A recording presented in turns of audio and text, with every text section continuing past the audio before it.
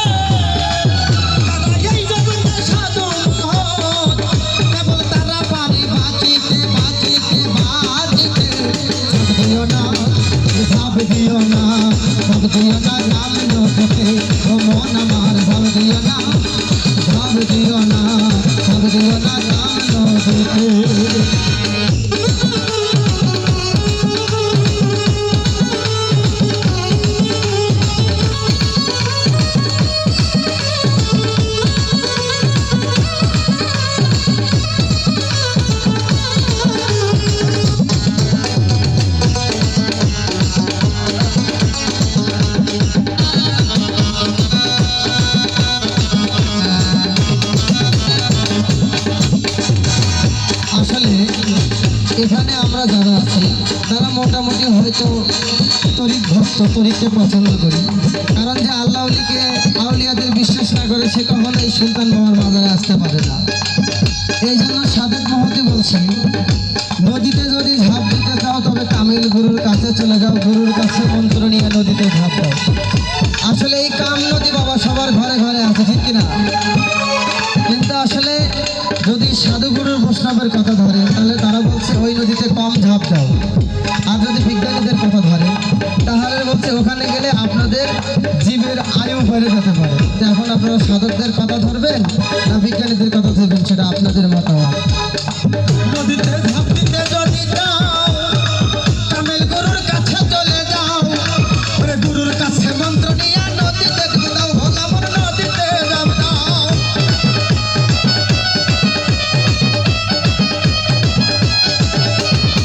নদীতে ঝাঁপ দিতে যদি যাও সুলতান বাবার কাছে চলে যাও, গুরুর কাছে মন্ত্র নিয়ে নদীতে ঝাঁপ দাও, ভোলাম নদীতে ডুব দাও।